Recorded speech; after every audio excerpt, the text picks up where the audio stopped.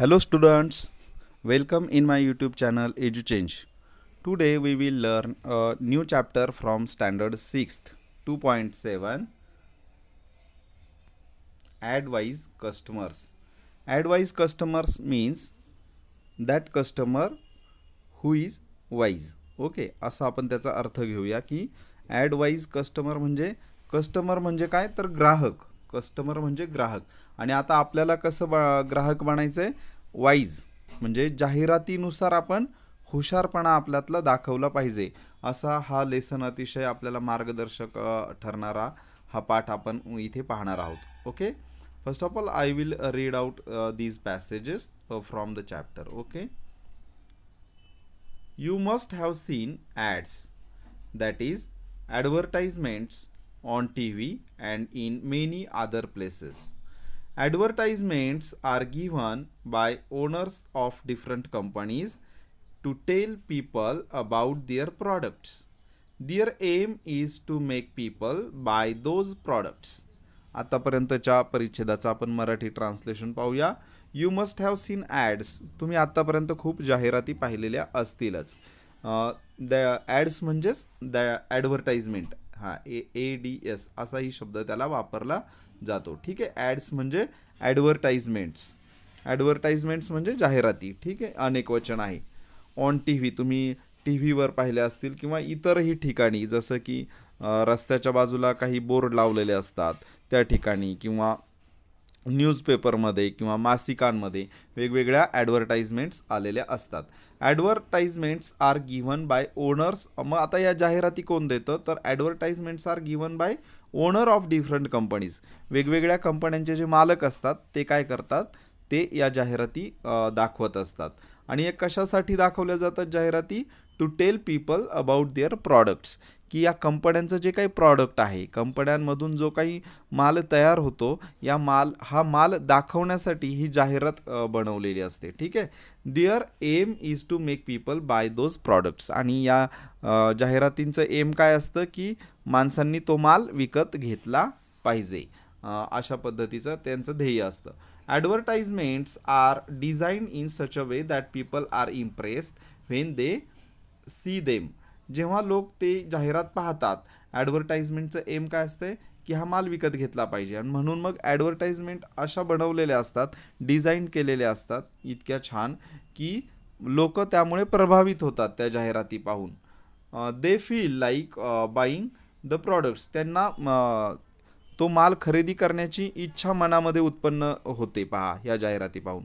That is what the owners want. आणि हेच त्या कंपनीच्या मालकाला पाहिजे असतं की लोकांनी स्वतःहून जाहिरात पाहून प्रेरित व्हावं आणि तो माल खरेदी करावा. But is the advice in the ads always good for you. परंतु या ठिकाणी विचार प्रवर्तक प्रश्न दिला आहे तुम्हाला की तुम्ही खरंच मग ही जाहिरात जर पाहिली तर जाहिरातीमध्ये सांगितलेलं असतं की हे तुमच्यासाठी खूप चांगलं आहे, हे तुम्ही घ्या. मग हे खरंच चांगलं असतं का तुमच्यासाठी? याचा विचार करा. You must think about it carefully. तुम्ही याचा काळजीपूर्वक विचार करा असं या पाठातून सांगितलंय पहा. You must act like a wise customer. तुम्ही एका हुशार ग्राहकासारखं या ठिकाणी वागलं पाहिजे. You must act like a wise customer. And decide what to buy. आणि कशाचा विचार करा? काय ठरवा तुम्ही काय खरेदी करायचं. What to buy, how much to buy, किती खरेदी करायचं. And what not to buy, आणि काय नाही खरेदी करायचं हे सुद्धा तुम्ही आता ठरवलं पाहिजे. You all are grown up now. तुम्ही आता मोठे होतात, तुम्ही बाहेर पडत आहात. दुकानांमध्ये आईवडील तुम्हाला बाहेर खरेदी करायला पाठवतात. मग यावेळी तुम्ही या सर्व गोष्टींचा विचार नक्कीच केला पाहिजे. ठीक आहे, की जाहिरात एखाद्या तुम्ही TV वर पहा, एखादी जाहिरात दाखवलेली असते. समजा एखादं प्रॉडक्ट आहे, एखादी क्रीम आहे आणि त्या क्रीमपासून ते सांगतात की ही क्रीम लावली की तुम्ही गोरे व्हाल, चांगले दिसाल. मग यावर खरंच विश्वास ठेवायचा का? एखादी क्रीम लावून आपण खरंच गोरे होऊ का? यामध्ये खरंच आपल्या त्वचेमध्ये बदल होईल का? याचा थोडासा विचार केला तर तुमच्या लक्षात येईल की ते योग्य की अयोग्य, आणि मग तुम्ही ते ठरवायचं. मग ही समज तुमच्याकडे आता यायला पाहिजे. ओके, या ठिकाणचं कंटेंट तर महत्त्वाचं आहेच, परंतु या पाठातून जो आपल्याला संदेश दिला गेला आहे तो सुद्धा अतिशय महत्त्वाचा आहे. What the add says. जाहिरात काय म्हणते. आपण इथे एक जाहिरात दिलेली आहे, पाहूया आपण. ठीक आहे. Here is one character. इथे एक कॅरेक्टर दिलंय, क्रिस्पी क्रंची. आता हे क्रिस्पी क्रंची काय आहे, तर एखादा खाऊचा पदार्थ आहे. ठीक आहे, खाऊ येतो आणि तो खाऊ कधी पण खा असं ते कॅरेक्टर आपल्याला सांगतंय. मग you all know that there are different moods. Okay, and in those moods we all have to become happy. आता हे कॅरेक्टर काय सांगते पहा. Feeling happy, crispy crunchy. You can see a girl is there and she is happy, she is looking happy. आणि मग तुम्ही आनंदी आहात तर तुम्ही क्रिस्पी क्रस्पी खा असं ते कॅरेक्टर सांगतंय. Feeling sad, crispy crunchy. तुम्हाला दुःख झालंय का, तुम्ही नर्वस आहात, त्यावेळेस सुद्धा तुम्ही क्रिस्पी क्रंची खा, म्हणजे तुमचा मूड चेंज होईल आणि तुम्ही हॅपी व्हाल. फीलिंग टायर्ड, तुम्ही दमलेले आहात, क्रिस्पी क्रंची. हे पहा इथे हे सांगते, क्रिस्पी क्रंची खा. ठीक आहे. लॉस्ट द मॅच, अरे रे रे रे, मॅच हरलात, क्रिस्पी क्रंची खा. ते पहा ते देते आणून तुम्हाला क्रिस्पी क्रंची. ठीक आहे. ओन द कप, हां कप जिंकला, क्रिस्पी क्रंची. त्या गोष्टीवर तर क्रिस्पी क्रंची खाल्लंच पाहिजे. Day and night, crispy crunchy. रात्रंदिवस क्रिस्पी क्रंची खा. नाऊ अँड देन, आता आणि नंतर क्रिस्पी क्रंची खा. For you and me, crispy crunchy. या ठिकाणी हे प्रॉडक्ट दिसतंय पहा, क्रिस्पी क्रंची. आणि त्या ठिकाणी आतला खाद्यपदार्थ पण दिसतोय आणि हे कॅरेक्टर आहे. हे इतका वेळ आपल्याला जाहिरात करत होतं त्याचं. Every time crispy crunchy, only for ₹5. Get 1 pack free on 5. 5वर 1 पॅकेट ते फ्री पण देणार आहे आपल्याला. तर अशा पद्धतीची ही जाहिरात आहे. It is called as an advertisement. Okay. Now on next page, here my teacher says. माझे शिक्षक म्हणतात. काय म्हणतात शिक्षक पहा. We will read this passage. We see many types of chips, wafers and other snacks in the market. We get them in attractive packets or pouches. These snacks are usually fried foods that contain a lot of salt and spices. They are good to taste, but not so good for your health if you eat them all the time. Growing children need a balanced and nourishing diet that includes different types of cereals, pulses, fresh vegetables, fruits, nuts, milk, etc. ठीक आहे. तर या ठिकाणी आपण teacher काय म्हणतात ते पाहूया, मराठीतून समजून घेऊया. We see many types of chips. आपण बऱ्याचदा बाजारामध्ये जर गेलो तर वेगवेगळ्या प्रकारचे चिप्स पाहतो. केळ्याचे पाहतो, वेफर्स असतात बटाट्याचे, आणखी इतर काही स्नॅक्स असतात. स्नॅक्स म्हणजे काय, तर असा अल्पोपहाराचा पदार्थ. ठीक आहे, मार्केटमध्ये पाहतो. We get them in attractive packets or pouches. आपल्याला वेगवेगळ्या बटव्यांमध्ये किंवा पॅकेटमध्ये हे सगळे पदार्थ त्या ठिकाणी मिळतात. These snacks are usually fried foods. हे जे सर्व पदार्थ असतात ना खायचे, हे सर्व तळलेले अन्नपदार्थ असतात. That contain a lot of salt and spices. त्याच्यामध्ये खूप मीठ आणि मसाल्यांचा वापर केलेला असतो. They are good to taste. ते चवीला खूप चांगले असतात. But not so good for your health if you eat them all the time. परंतु जर का तुम्ही ते सारखे खात राहिलात तर मात्र ते तुमच्या आरोग्यासाठी चांगले नसतात. Growing children need a balanced and nourishing diet. तुम्ही, मी मगाशी सांगितलं तुम्ही की आता ग्रोन अप आहात, तुम्ही वाढीचं वय आहे तुमचं, की तुम्ही आता 12-13 वर्षाचे झालेले आहात. आणखी थोडं थोडं जसे जसे दिवस जातील तसे तुम्ही मोठे होत राहणार. मग तुमचं वय आता याला वाढीचं वय म्हणतात. आणि म्हणून तुम्हाला आता संतुलित आहार गरजेचा असतो.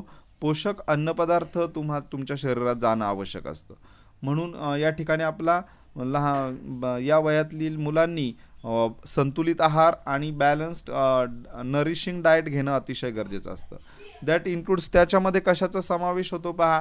डिफरंट टाईप्स ऑफ सिरियल्स, वेगवेगळे अन्नधान्य, त्यानंतर पल्सेस, डाळी, त्यानंतर फ्रेश व्हेजिटेबल्स, ताजा भाजीपाला, फ्रूट्स, फळं, नट्स म्हणजे तुमचे जे सुकामेवा आपण म्हणतो, नट्स, बदाम, काजू, त्यानंतर मिल्क म्हणजे आपलं दूध.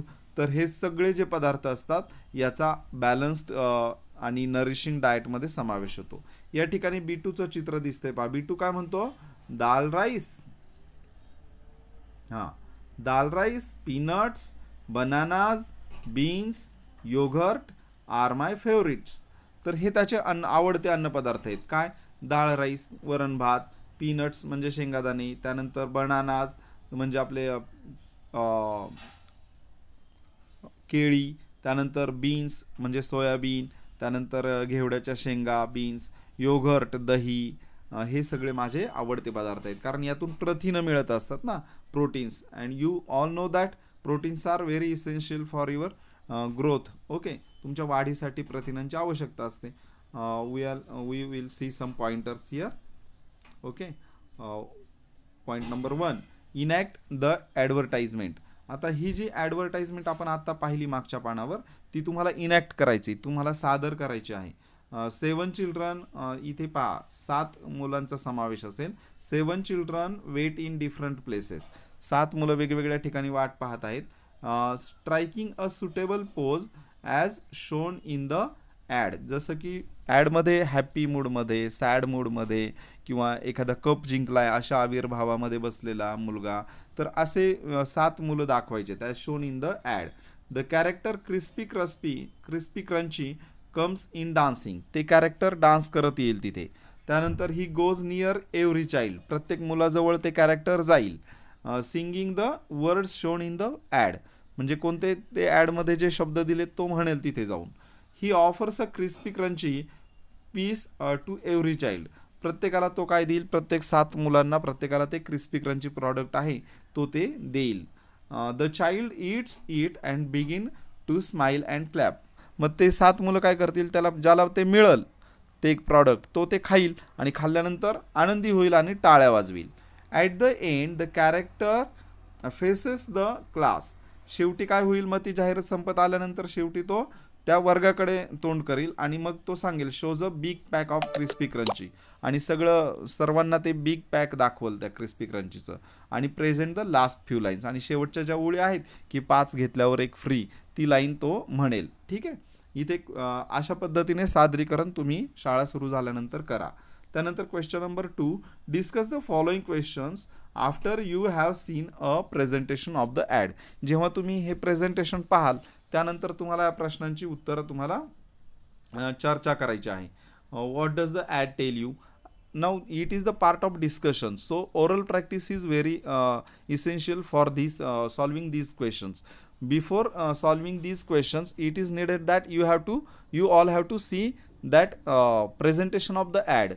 Then you can speak about these questions. Okay, how many times is the name crispy crunchy repeated in the ad? Why? तर ॲडमध्ये किती वेळा ते नाव पुन्हा आलंय ते तुम्हाला काउंट करायचं आणि का बरं ते नाव आलं असेल हे सुद्धा तुम्हाला सांगायचं आहे. आपल्याला माहीत आहे की जर त्या प्रॉडक्टचं नाव पुन्हा जर जाहिरातीमध्ये आलं तर ते आपल्या मनावर ठसतं आणि आपण ते घेण्याची इच्छा निर्माण होते आपल्यात. ठीक आहे. What would happen if you never ate crispy crunchy. जर तुम्ही कधीही क्रिस्पी क्रंची खाल्लं नाही तर काय होईल याच्यावर तुम्ही डिस्कशन करा. ठीक आहे.